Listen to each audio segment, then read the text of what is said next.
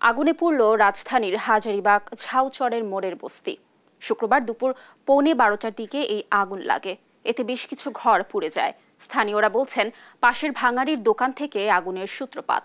খবর পেয়ে আগুন নিয়ন্ত্রণে হাজারীবাগ ফায়ার স্টেশনের 2টি, লালবাগের 2টি, মোহাম্মদপুরের 2টি ও পুরান ঢাকার সিদ্দিক বাজার ফায়ার স্টেশনের 1টি সহ মোট 7টি ইউনিট আগুন নিয়ন্ত্রণে কাজ করে। 1 ঘন্টা পর আগুন নিয়ন্ত্রণে আসে, তবে এতে হতাহতের কোনো খবর পাওয়া যায়নি।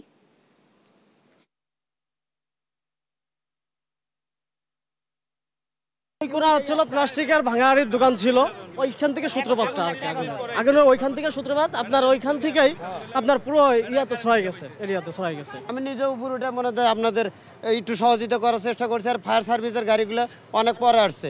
ভাঙাড়ি দোকান ছিল, মানে ওই যে কাগজের গোডাউন, রিস্কার ইয়া ছিল, মানে ব্যান গাড়ির মসজিদের জায়গা তো অনেক সব ফিরে গেছিল।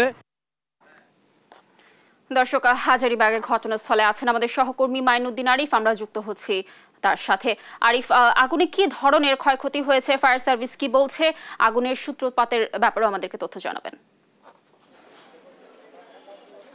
লাবণী, আমি এখন যে জায়গাটিতে দাঁড়িয়ে আছি এই জায়গাটি অর্থাৎ 11:30টার দিকেও টিন শেড বিল্ডিং ছিল, অর্থাৎ এখানে মাদ্রাসা ছিল, আর এর চারপাশে যে জায়গাগুলো ছিল সেগুলোতে দোকান ছিল, ভাঙাড়ির দোকান, প্লাস্টিক, পলিথিন সহ বিভিন্ন দোকানপাট ছিল। আমি যদি একটু দেখানোর চেষ্টা করি, এখানে যে এতিম ছেলেমেয়েরা যারা পড়াশোনা করতো, অর্থাৎ কোরআন শিক্ষার জন্য যারা এখানে এসেছিল, তারা ঈদের ছুটিতে বাড়ি থাকার কারণে তেমন কোনো হতাহত হয় নাই, তবে তাদের যে মালামাল ছিল সে মালামালগুলো আসলে পুরো একবারে ছাই হয়ে গেছে। এখানে পুরো এলাকাটা এখন আসলে ফাঁকা হয়ে গেছে, অর্থাৎ অবশিষ্ট থাকার মতো এখানে কোনো জিনিসে আর রইল না। আমরা যদি একটু দেখানোর চেষ্টা করি, এখানে যে কোরআন শরীফগুলো ছিল কিংবা তাদের যে মালামাল রাখার জন্য যে ট্রাঙ্কগুলো ছিল সব কিছু আসলে পুরো একবারে ছাই হয়ে গেছে।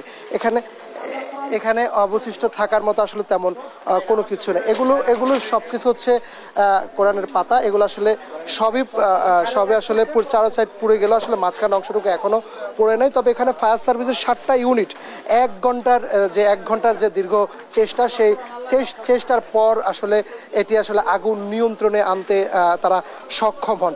এবং তাদের যে বাচ্চারা, যেসব শিশু বাচ্চারা এখানে আসলে পড়াশোনা করতো, তাদের যত মালামাল ছিল সবই পুড়ে যায়। এখানে মাদ্রাসা এবং মসজিদের একটি অংশ এখন আসলে তেমন ক্ষয়ক্ষতি হয় নাই, তবে মাদ্রাসা এবং দোকানপাট যেগুলো ছিল সেগুলো আসলে পুরো একবারে ছাই হয়। আমি যদি আরেকটি বিষয় জানিয়ে রাখি, এখানে বেশ কয়েকটি গ্যারেজও ছিল, এবং গ্যারেজে অটো রিক্সা এবং কি যে ভ্যান গাড়িগুলো ছিল সে ভ্যান গাড়িগুলো আসলে একবারে পুরো ছাই হয়ে যায়। এছাড়া পার্শ্ববর্তী যে দোকানগুলো ছিল, যেটি বলছিলাম যে প্লাস্টিক এবং কি যে পলিথিন এবং যে কারখানাগুলো, অর্থাৎ কারখানাও ছিল, এখানে সব কিছু আসলে পুরো মুহূর্তের মধ্যে ছাই হয়ে যায়। যেহেতু প্লাস্টিক থেকে বলা হচ্ছে আগুনের সূত্রপাত, সেই প্লাস্টিক থেকে আগুনের সূত্রপাত হওয়াতে আসলে দ্রুত আগুনটি ছড়িয়ে পড়ে, এবং দ্রুত আগুনটি ছড়িয়ে পড়ে একবারে সব কিছু আসলে পুড়ে যায়। এখানে যে খাবার হোটেল ছিল কিংবা দোকান ছিল, সেই কোনো কিছু আসলে শেষ পর্যন্ত রক্ষা করা সম্ভব হয়নি। তবে এখনও ফায়ার সার্ভিসের সদস্যরা পানি ছিটানোর চেষ্টা করছেন,